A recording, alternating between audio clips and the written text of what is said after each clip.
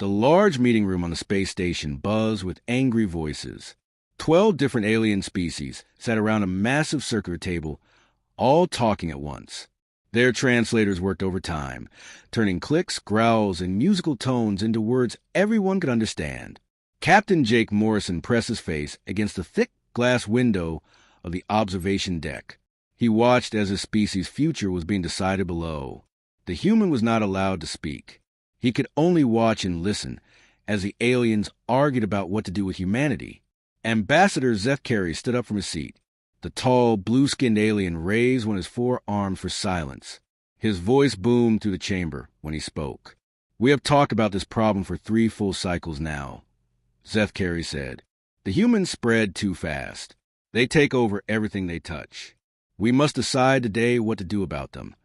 Jake clenched his fists. Problem. That's what they called his people. A problem to be solved. Dr. Crevier, an insect-like creature with 6 legs, clicked her way to the center of the room. Charts and numbers floated in the air around her. "Look at these facts," she said, her voice making a buzzing sound. 200 years ago, humans had never left their home planet. Now they live on 47 worlds. They trade with every major species. They build settlements faster than we can count them. "That is not the worst part," said Ambassador Veltar. The crystal being's body sparkled as he spoke. "Humans do not conquer like other species. They make friends. They learn our languages. They marry our people. They solve problems we cannot solve. In 1,000 years, they will control everything, and we will not even notice it happening." Jake wanted to shout through the glass. His people had helped these aliens more than hurt them. When the Zephyrian plague hit 3 systems, human doctors found the cure. When Pirate attacked the outer colonies, human ships drove them away. When the trade war started between the Mantari and the Silicon people, human negotiators brought peace. But none of that mattered now. Council leader Mordak, a massive creature that looked like a walking boulder, stood up slowly. "The humans are dangerous because they adapt," he said in a voice like grinding stone. "Other species, we are good at one thing. Christine people mine well. Zephyrians grow food well. Mantari build machines well. But humans do everything. They change. They learn. They become whatever they need to become." "Exactly," agreed Dr. Crevier. "My studies show that humans have no limits. Put them on an ice world, they learn to survive cold. Put them on a desert planet, they find water. Put them in space, they build cities in the void. They are like a virus that spreads and changes to fit any environment." Jake's stomach twisted at the comparison. A virus. That's how they saw humanity. Admiral Fexera, a reptilian female with scales that changed colors when she was angry, hissed her agreement. "My military advisors say human tactics are impossible to predict. They do not follow standard battle patterns. They use weapons in ways we never thought of. They turn our own strategies against us. Fighting them will be like fighting smoke." "Then we do not fight them," said Zeph Carey. "We contain them." The room fell silent. Jake held his breath. "Containment," repeated Veltar slowly. "You mean the quantum barriers?" "Yes," Zeph Carey nodded. "We seal their home system. We cut off their trade routes. We stop their expansion. Without resources from the galaxy, their population will shrink. In a few generations, they will be small enough to manage." Jake felt cold. They were talking about starving humanity into extinction. Dr. Crevier pulled up more charts. "The barriers will work. Quantum walls cannot be broken from the inside. They will have their sun, their planets, their moons, but nothing more. No new worlds. No alien technology. No galactic trade. They will be forced to live on what they have." "What if they try to break out?" asked a small, furry creature from the back of the room. "They cannot," said Zeph Carey with confidence. "The barriers use energy from 3 different star systems. Even if humans somehow develop new technology, they could not generate enough power to break free." Council leader Mordak rumbled his approval. The vote then, all in favor of containing the human species to their home system. Jake watched in horror as every alien representative raised their hand, tentacle, or claw. The vote was unanimous. 12 species against one. It is decided, announced Zefkari. The quantum barriers will be activated within one standard day. All human ships outside the solar system have that long to return home, or be trapped forever in alien space. Jake ran from the observation deck. He had to warn his people. He had to tell them what was coming. In the meeting room below, the aliens began making plans for a galaxy without humans. They had no idea they were making the biggest mistake in galactic history. 5 years had passed since the quantum barriers trapped humanity in their home system. The galaxies celebrated at first. Trade routes that humans had controlled went back to the original alien owners. Mining rights on distant planets were split up among the 12 council species. The Andromedan Consortium reported their best profits in decades. Commander Alex Hughes stood on the observation deck of Outpost 7, the last human station before the barrier. He could see the shimmering wall of energy that cut his people off from the rest of the galaxy. It looked beautiful, like northern lights dancing in space. But Alex knew it was really a prison wall. Behind him, the outpost buzzed with activity. The barrier had changed everything for the humans trapped inside. Without access to alien materials and technology, they had to find new ways to survive. What the council did not expect was how quickly humans adapted to their new situation. Dr. Maria Santos ran past Alex, carrying a data pad. She led the most important research teams on the station. "Alex, you need to see this," she called out. "The breakthrough we have been working on. It is bigger than we thought." Alex followed her to the main laboratory. Inside, dozens of human scientists worked at tables covered with strange new materials. These were not the exotic alien substances they used to import from across the galaxy. These were things humans had created themselves, using only elements found in their own solar system. "Look at this," Maria said, holding up a small metal rod. "We call it compressed steel. It is stronger than Christine battle armor, but we made it using only iron and carbon from Earth's asteroids. The pressure techniques we developed can create materials the aliens never imagined." Alex picked up the rod. It felt impossibly light, but when he tried to bend it, the metal did not move at all. How is this possible? When you cannot get what you need from outside, you learn to make what you need from what you have, Maria explained. Captain Ben Lewis and his engineering teams have been working around the clock. They are creating things that should not exist according to alien science books. She led him to another table where Captain Lewis stood over a strange device. It looked like a small sun trapped in a metal cage. Energy danced inside it like liquid fire. "Fusion power," Lewis said without looking up. "We cannot get Veltari energy cores anymore, so we built our own. This one device produces more power than anything the aliens have ever made, and we built it using only materials from our own solar system." Alex stared at the device. The aliens had always said human technology was primitive. They had sold humans energy cores and power systems, making humanity dependent on alien science. Now, cut off from that technology, humans had built something better. "There is more," Maria said, excitement clear in her voice. She took Alex to the agricultural section of the station. Dr. Nina Powell was there, tending to plants that grew in ways Alex had never seen before. "Food production," Powell explained. "We cannot import food from alien worlds anymore. So we learned to grow more food in less space using less resources. These plants can grow on bare rock, if they have to. We can feed billions of people on planets that aliens said were too dead to support life." Alex walked through the growing chambers. The plants were strange colors and shapes, but they were clearly healthy and growing fast. "How much food can these produce?"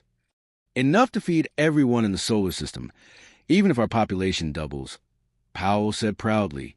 "We are not just surviving in this prison. We are learning to thrive." But the most impressive sight was in the communication center. Despite the quantum barriers, some information still flowed in and out of the system. What Alex learned there made him realize something important was happening in the galaxy outside. Lieutenant Karen White showed him the reports. "The galaxy is having problems. Commander, big problems." The data painted a clear picture. Without human peacekeepers, old conflicts were starting up again. The outer rim was becoming dangerous as pirates grew bold. Trade disputes that humans used to solve were turning into real fights between alien species. The Zephyrian Trade Guild is reporting supply shortages. White continued. The shipping routes that human captains use to manage are breaking down. And look at this. Conflicts between species that have not fought in 100 years are starting again. Alex read through the reports. Captain Rick Johnson had been the galaxy's best negotiator. He could solve problems that made other species go to war. Dr. Amy Clark had created medical treatments that worked on multiple alien species. Her research had saved millions of lives across the galaxy. Now those humans were trapped behind the barriers, and the galaxy was starting to feel their absence. Sir, White said quietly, I think the aliens made a mistake. They thought they were getting rid of a problem. But we were not the problem. We were the solution to their problems. Alex nodded slowly. The galaxy had cut out humanity like a bad infection, but they had not realized that humans were not the disease. Humans were the medicine that kept galactic civilization healthy. And now, without that medicine, the galaxy was starting to get very sick indeed. 10 years had passed since the quantum barriers went up. The galaxy looked nothing like it did before. Ambassador Zeth Carey walked quickly to the council station hallways, his forearms carrying data pads filled with emergency reports. The meeting he was heading to would decide the fate of galactic civilization. The council chamber was full of frightened alien representatives. Where once they had sat proudly around a circular table, now they huddled together like scared children. The reports coming in from across the galaxy painted a picture of complete disaster. Order, order. Zeth Carey called out, but his voice shook. We must discuss the crisis situations happening in every sector. Ambassador Veltar's crystal body had lost its shine. Dark cracks ran through his form, showing the stress he was under. The outer rim is lost, he announced. 3 entire star systems are at war. The ancient conflict between the Mantari hives and the Silicon Confederacy has exploded into full battle. Billions are dead. Dr. Crevier buzzed angrily as she spoke. This should not have happened. These species have had small disagreements for thousands of years, but they never fought real wars. Something changed.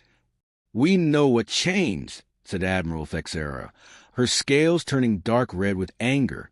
Captain Rick Johnson is not there anymore. He was the one who always found ways to stop fights before they became wars. He could make enemies shake hands and become friends. Now he is trapped behind that barrier we built. Council leader Mordak's rocky voice rumbled through the chamber. The economic reports are worse. Whole trade networks are shutting down. Planets that have traded with each other for centuries are cutting off contact. The systems that human economists designed are failing everywhere. Zeth Carey looked at the charts floating in the air around them. Every graph showed the same thing. Unemployment among alien species was rising fast. Food shortages were spreading. Technology development had almost stopped. The galaxy was falling apart. The refugee situation is out of control, reported a small furry delegate from the outer colonies. Millions of beings are fleeing from war zones. The planets that used to take refugees are closing their borders. Without human aid organizations, no one knows how to handle this many displaced people. Dr. Crevier brought up medical reports. Disease outbreaks are happening on 12 worlds. The treatments that Dr. Amy Clark developed are running out. No other species knows how to make them. We are watching populations die from illnesses that should be easy to cure. But the most frightening reports came from their attempts to spy on humanity itself. Every alien species had tried to scan through the quantum barriers to see what humans were doing. All they got back was static and silence. We have detected massive energy readings from inside the Sol system, reported the head of Galactic Intelligence. The power signatures are unlike anything in our databases. Whatever the humans are building uses more energy than some of our star systems produce. Veltar's voice was barely a whisper. What if they are building weapons? The room fell silent. Everyone had been thinking the same thing, but no one wanted to say it out loud. There's something else, the intelligence officer continued. We found one human who was outside the barrier when it activated. Commander Rex Thompson. He has agreed to speak with us. They brought Thompson into the chamber in restraints, though he looked calm and unafraid. The human had been living in exile for 10 years, watching the galaxy fall apart from the outside. "You want to know what my people are doing behind that wall," Thompson said, looking around at the frightened aliens. "I will tell you. They are changing." "Changing how?" demanded Zefkari. "You trapped them like animals in a cage," Thompson replied. "But humans do not break like other species. We adapt. We evolve. We become whatever we need to become to survive. You gave them 10 years of isolation, 10 years of anger, 10 years to develop without any limits or rules." Admiral Thexera's scales turned pale. "What are you saying?" "I am saying that the humans you locked away no longer exist," Thompson explained. "What you created in that prison is something new, something harder, something that has learned the galaxy sees them as enemies to be destroyed rather than friends to be welcomed." He looked directly at each council member as he spoke his next words. "You wanted a galaxy without humans. Congratulations. When that barrier comes down, you will get exactly what you asked for. The humans who come out will not be the same ones who went in. They will not be looking for friendship or trade deals or peaceful cooperation." "What will they want?" whispered Dr. Crevier. Thompson smiled, but there was no warmth in it. "Justice. And they have had 10 years to plan exactly how to get it." The council members looked at each other in growing horror. They had created their own worst nightmare, and now it was almost ready to be unleashed on the galaxy. 15 years had passed since the barriers trapped humanity in their home system. Inside the prison of light, everything had changed. President Jack Turner stood on the observation deck of Luna Station, looking out at what had once been Earth's moon. Now it was the capital of a transformed human civilization. The old nations of Earth no longer existed. When the barriers came down, humanity had realized they could not afford the luxury of fighting among themselves. The crisis had united them in ways that centuries of peace never could. They had become one people with one purpose. General Patricia Lee joined Turner at the window. Her uniform was unlike anything worn by human soldiers before the barriers. It was made from materials that could stop energy weapons and repair themselves if damaged. Her boots could walk in space without a suit. Her helmet could see through walls and translate any alien language instantly. "The final production reports are in," Lee said, handing Turner a data tablet. "We are ready." Turner looked at the numbers. 15 years of isolation had forced humanity to become completely self-sufficient, but they had not stopped there. They had become something more efficient and deadly than anything the galaxy had ever seen. "Dr. Carlos Martinez wants to show you the new weapon systems," Lee continued. "He says you need to see what we have built." They walked through Luna Station's corridors. The walls were covered with materials that seemed to shift and flow like living things. These were not just metals and plastics. They were smart materials that could change their properties based on what was needed. A wall could become transparent to light, or hard as diamond, or soft as cloth, all with just a thought. Dr. Martinez waited for them in the weapons laboratory. The room was filled with devices that looked more like art than instruments of war. But Turner knew each one could destroy entire planets. President Turner Martinez said, his voice excited, "Look at what we have created." He showed them a small device that looked like a glass sphere filled with swirling light. "This is a gravity bomb. It creates a miniature black hole that can tear apart anything within 1,000 kilometers. We can make these by the millions." Turner picked up the sphere. It felt warm in his hands. "How many do we have?" "Enough to crack every major world in the galaxy," Martinez replied. "But that is not the best part."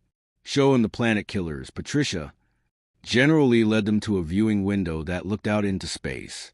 In the distance, Turner could see massive structures being built around the sun. They looked like metal rings, but each one was larger than Earth itself. "Solar collectors," Lee explained. "They gather energy from our star and focus it into beams that can reach any point in the galaxy. We can destroy entire star systems without sending a single ship." Turner nodded. The humans trapped behind the barriers had not just built weapons. They had built the means to wage war on a scale that the galaxy had never imagined. But the most important changes were in humanity's children. Turner visited the education centers where young humans learned about their new world. Students like Kevin Brown and Jessica Lee were not being taught to be diplomats or traders. They were being raised as soldiers and strategists. "What is the first rule of galactic relations?" their teacher asked. "Trust no alien species," the children replied in unison. "They will always choose their own interests over humanity's survival." What is the second rule? "Strength is the only language the galaxy understands. Weakness invites destruction." Turner watched as the children practiced combat scenarios. They were learning to fight not just with weapons, but with their minds. They studied alien psychology to find weaknesses. They memorized the history of every species so they could exploit old grudges and fears. Captain Dan Foster commanded the new Human Defense Force. His ships were unlike anything that had existed before the barriers. They did not need supply lines or support from friendly planets. Each vessel was a complete war machine that could operate alone for decades. "Every ship can repair itself," Foster explained as they toured the fleet. "Every weapon system has multiple backups. Every crew member is trained in multiple specialties. We do not depend on anyone else for anything." The ships themselves were works of art and terror. They moved through space like living things, their hulls shifting and changing as needed. They could become invisible to sensors or bright as stars to blind enemies. They could split into smaller ships or combine into larger ones. But perhaps the most frightening change was in humanity's thinking. Dr. Helen Wright led the philosophy department that was shaping the new human mindset. She taught that humanity's greatest mistake had been trying to fit into galactic civilization. "We spent 200 years trying to be good neighbors," Wright told her students. "We helped them with their problems. We shared our knowledge. We followed their rules. And what did it get us? They voted to destroy us." "What should we have done?" asked the student. "We should have remembered that in nature, there are only predators and prey," Wright replied. "The galaxy has shown us which one we are meant to be." Turner left the education center with a heavy heart. Humanity had survived their imprisonment, but they had lost something important in the process. They had lost their faith in friendship and cooperation. They had learned to see the galaxy as an enemy, to be conquered rather than a community to join. When the barriers fell, humanity would emerge stronger than ever. But they would no longer be the same species that had been locked away. They would be something new, something harder, something that would never again make the mistake of trusting alien promises. 20 years had passed since the quantum barriers went up. The galaxy was dying, and everyone knew it. Ambassador Zeph Carey stood before an emergency council session, but only 7 of the original 12 species were still represented. The others had either collapsed into civil war or been destroyed completely. The council chamber looked nothing like it had 20 years ago. The walls showed blast damage from recent attacks. Half the seats were empty. The remaining ambassadors looked tired and desperate. Their once proud civilizations were crumbling, and they all knew why. "The situation reports," Zeph Carey announced, his voice hollow. He no longer had the strength to sound confident. Ambassador Veltar's crystal body was so cracked it looked ready to shatter. "The war between the Mantari hives and Silicon Confederacy has spread to 6 star systems. 3 billion beings are dead. For entire worlds have been turned to glass. The fighting shows no signs of stopping." Dr. Crevier's insect form moved slowly as she brought up the economic data. Galactic trade has dropped by 70%. Unemployment is at levels we have never seen. Whole sectors of space have been abandoned. Planets that were rich 20 years ago are now sending out distress calls for basic food supplies. "The refugee crisis has overwhelmed our capacity to help," reported Admiral Thexera. Her scales had turned a permanent gray color from stress. 40 billion beings have been displaced from their homes. Refugee camps are turning into battlegrounds as different species fight over resources. But the most terrifying part of the reports came from their observations of the Sol system. The energy readings coming from behind the quantum barriers had grown beyond anything in their databases. Whatever humanity was building inside their prison was operating on scales that made galactic engineering projects look like children's toys. "We have detected structures around their sun that are larger than our biggest space stations," the intelligence officer reported. The power they are generating could supply energy to half the galaxy. But they are not sharing it with anyone. They are keeping it all for themselves. Council leader Mordak's rocky voice was barely a whisper. What are they building with all that power? We do not know, the officer admitted. Our sensors cannot penetrate the barriers. But the energy signatures suggest weapons. Very large weapons. Zeph Carey looked around at his fellow council members. They all knew what had to be discussed, but no one wanted to say it first. We have to consider removing the barriers, he finally said. The chamber erupted in frightened voices. Every alien began talking at once, their translators struggling to keep up with the overlapping conversations. Are you insane? Shouted Veltar. We do not know what they become in there. We cannot keep the barriers up, Zeph Carey replied. The galaxy is falling apart without them. Look at the data. Every system that humans use to manage is failing. Every conflict they use to solve is getting worse. Every service they provided is gone. Dr. Crevier brought up comparison charts. Before the barriers, we had peace for 300 years. Trade flowed smoothly between all species. Technology advanced at steady rates. Population growth was stable across all worlds. She changed the display to show current conditions. Now look at us. Wars everywhere. Trade collapsed. Technology development has almost stopped. Some species are facing extinction. But what if releasing them makes things worse? Asked a small delegate from the outer colonies. What if they come out looking for revenge? The question hung in the air like a poison cloud. Everyone knew the answer, but no one wanted to admit it. We brought Commander Thompson back, Zeph Carey announced. He has been watching the barriers from the outside for 20 years. He might have answers. They brought the human into the chamber. Rex Thompson looked older now, his hair white and his face lined with worry. But his eyes were still sharp and intelligent. You want to know if you should drop the barriers, Thompson said without waiting for questions. You want to know if my people will forgive you for trying to destroy them. Will they? Asked Veltar. Thompson was quiet for a long moment. When he spoke, his voice was sad. The humans who went into that prison 20 years ago might have forgiven you. They believed in cooperation and friendship. They thought differences could be solved with talking and compromise. He looked directly at each council member. But those humans are gone. What you created behind those barriers is something new, something that learned the galaxy's most important lesson. What lesson? Whispered Dr. Crevier. That in this universe, there are only two kinds of species, Thompson replied. Those who rule and those who serve. You taught them that try to be friends just makes you a target. You showed them that kindness is seen as weakness. You proved that the only way to be safe is to be stronger than everyone else. Admiral Fexera's scales turned pale, so they will want revenge. No, Thompson said, shaking his head. Revenge is emotional. What they want now is much worse. They want control. They want to make sure that no species ever again has the power to threaten humanity's existence. Zeph Carey felt cold despite the warm chamber. What are you saying? I am saying you have a choice, Thompson explained. You can keep the barriers up and watch galactic civilization destroy itself. Or you can take them down and let humanity fix the problems you created.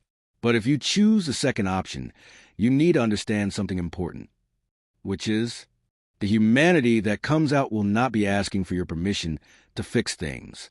They will not be negotiating with you about how to run the galaxy. They will simply take control and do what needs to be done. Because 20 years ago, you voted that humanity had no place in galactic government. They learned that lesson very well. The council chamber fell silent as the terrible truth sank in. They had two choices, and both led to the end of the galaxy they had known. They could watch it die slowly, or they could hand it over to the species they had tried to destroy. Either way, the age of alien control was over. The decision took 3 days of desperate debate, but in the end there was no real choice. The galaxy was dying, and the council knew it. Ambassador Zeph Carey stood at the control panel that would shut down the quantum barriers. His 4 hands shook as he prepared to release whatever humanity had become. Are we sure about this? Asked Ambassador Veltar one last time. His crystal body was so damaged from stress that pieces kept falling off and shattering on the floor. "We are sure that keeping them locked up will kill us all," Zeph Carey replied. "Beyond that, we know nothing." Dr. Crevier watched her instruments carefully. "I am detecting massive energy buildups inside the Sol system. They know we are about to drop the barriers. They are ready for this moment." Council leader Mordak's rocky voice was barely a whisper. 21 years we kept them caged. 21 years of anger and isolation. What have we created? "We are about to find out," Zeph Carey said. He pressed the shutdown sequence. The quantum barriers that had contained humanity for over 2 decades flickered and died. For the first time in 21 years, the Sol system was open to the galaxy. What came out was beyond their worst nightmares. The first ships appeared within minutes of the barriers falling. Captain Ray Clark led the advanced fleet in vessels that moved like nothing the aliens had ever seen. The ships seemed to bend space around themselves, appearing and disappearing at will. They traveled faster than the laws of physics should have allowed. "Impossible," whispered Dr. Crevier as she watched her sensors. Those speeds should tear their ships apart. But the ships were not just fast. They were beautiful and terrifying at the same time. Their hulls flowed like liquid metal, changing shape as they moved. Some ships split into smaller ones. Others combined into massive battle cruisers. They moved through space like schools of fish, perfectly coordinated. Admiral Kelly Green commanded the main fleet that followed. Her forces spread throughout the galaxy with mechanical precision. They did not attack anyone, but they moved to every major strategic point in galactic space. Within hours, human ships were positioned at every important star system, trade route, and resource center. The aliens tried to communicate, but the human response was not what they expected. This is President Jack Turner of the Human Defense Authority, came the message. 21 years ago, the Galactic Council voted to eliminate humanity from galactic affairs. We accept those terms. You'll find that the humanity you remember no longer exists. The message was broadcast to every world in the galaxy. Short, simple, and terrifying in its calmness. Ambassador Zeph Carey tried to send a reply. "President Turner, we wish to discuss terms for renewed cooperation between our species." The response came back immediately. "There will be no negotiations. There will be no terms. You made your choice 21 years ago. Now you will live with the consequences." Dr. Kevin Ross led the first wave of human scientists back into galactic space. But they were not looking for cooperation or friendship. They moved through alien research facilities like conquerors, taking whatever data and technology they wanted. When alien scientists protested, the humans simply ignored them. "You cannot just take our research," Dr. Crevier complained when human teams entered her laboratory. "We are not taking it," Dr. Ross replied calmly. "We are collecting it. This information now belongs to the Human Defense Authority. You may continue your work under our supervision." The transformation was happening everywhere. Captain Andy Miller's forces did not ask for permission to establish bases on alien worlds. They simply chose strategic locations and began building. When local governments protested, the humans presented them with new facts. "Your government has been dissolved," Miller would tell alien leaders. "This world is now under Human Defense Authority protection. You will be given new assignments based on your species' capabilities." Dr. Linda Foster's research team swept through alien databases, copying everything. Medical data, technological specifications, historical records, military secrets. Nothing was hidden from them. Their advanced systems could break through any alien security in minutes. The most disturbing thing was how efficient it all was.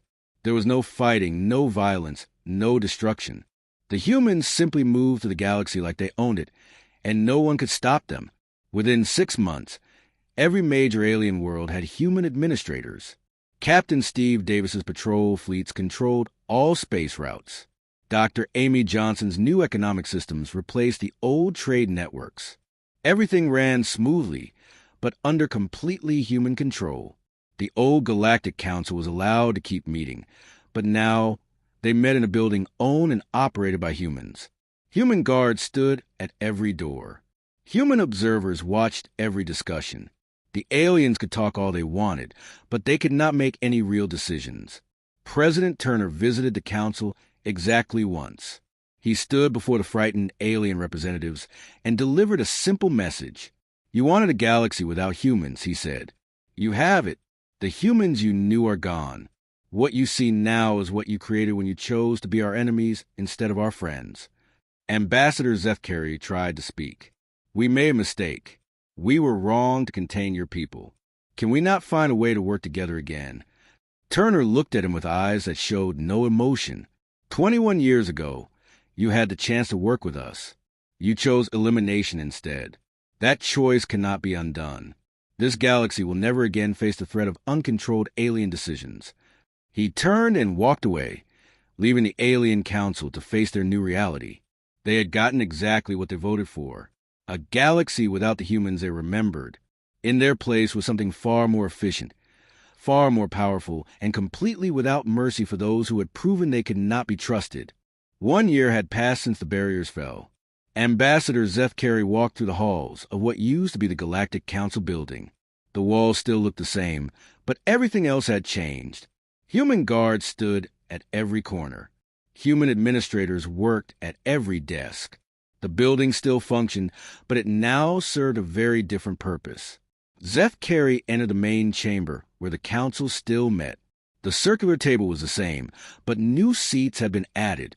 Human observers sat behind each alien representative, watching everything they said and did. Every conversation was recorded. Every decision had to be approved by human administrators. President Jack Turner stood at the center of the room.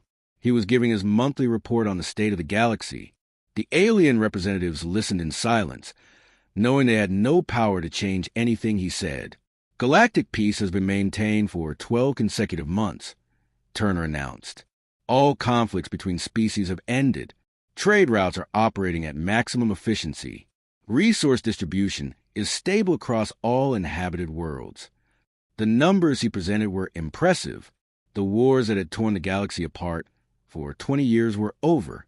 The Mantari hives and Silicon Confederacy had stopped fighting within days of human intervention. Captain Steve Davis's patrol fleets made sure no new conflicts could start. But Ambassador Zefkari knew the price of this peace. Economic productivity is up 40% from pre-barrier levels. Turner continued. Unemployment has been eliminated through our work assignment programs. Food production meets the needs of all galactic populations. Dr. Amy Johnson had redesigned the entire galactic economy. Every species was given jobs based on what they did best. The Christine people mined minerals in deep space. The Zephyrians grew food on agricultural worlds. The Mantari built machines in massive factories. Everyone had work, but no one had choices. Education programs continue to show excellent results, Turner said. The next generation of galactic citizens is learning the skills needed for productive lives in the new order. This was the part that frightened Zefkari most. Dr. Carol White's schools were teaching alien children to think like humans. They learned human values, human history, human ways of solving problems. Within 1 generation, the distinct cultures that had made up galactic civilization would be memories. Young Christine children no longer learned the ancient songs of their people. Instead, they studied human engineering techniques. Zephyrian youth forgot the traditional farming methods passed down for thousands of years. They learned to use human agricultural systems. Mantari children stopped practicing the ritual dances of their hives. They trained to operate human manufacturing equipment. Medical care has been standardized across all species. Turner continued. Disease outbreaks have been eliminated. Life expectancy has increased on every inhabited world.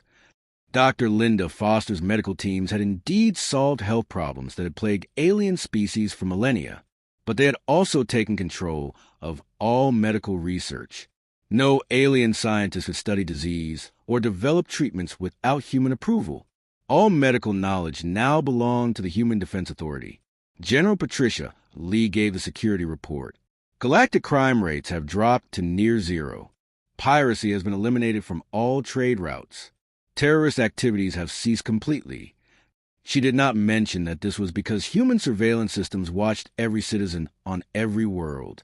Privacy no longer existed. Every communication was monitored. Every movement was tracked. Every thought that might threaten human control was detected and corrected. The integration programs show promising results, reported Dr. Helen Wright. Local populations are adapting well to their new roles in galactic society. Integration. That was the human word for what had happened to alien cultures. The unique traditions, beliefs, and customs that had developed over millions of years were being slowly erased, replaced with human efficiency and human order. Ambassador Zeph Carey remembered when his people had been proud warriors who built crystal cities that sang in the solar wind. Now they worked in human minds, following human schedules, living in human-designed housing. They were fed, clothed, and cared for, but they were no longer truly Christine. The same thing was happening to every species. The galaxy was more peaceful and prosperous than it had ever been. No one was hungry. No one was homeless. No one was unemployed. Disease and crime were almost extinct, but no one was free. Are there any questions from the Advisory Council? Turner asked, looking at the alien representatives. Zeph Carey wanted to ask when alien species would regain some control over their own worlds. He wanted to ask if human rule would ever become less absolute. He wanted to ask if the cultures of his people would be allowed to survive. But he knew better than to ask questions that would only receive polite non-answers. No questions, President Turner, Zeph Carey said quietly. Excellent, Turner replied. This concludes today's briefing. As the meeting ended, Zeph Carey walked slowly back to his quarters. He passed groups of alien children heading to their human schools. He saw alien workers boarding transports to their assigned jobs. He watched alien families eating in restaurants that served human-approved meals. Everyone looked healthy and content. The galaxy had never been more stable or well-organized. There was no suffering, no want, no conflict. There was also no hope for change. The humans had kept their promise. They had given the galaxy exactly what the Council had voted for 22 years ago. A universe without the humans they remembered. In their place was something far more efficient. Something that solved every problem and met every need. Something that would never again allow the chaos and waste that had characterized the old galactic order. Zeph Carey often wondered if his people had been happier when they were struggling and fighting and making their own mistakes. But such thoughts were dangerous now.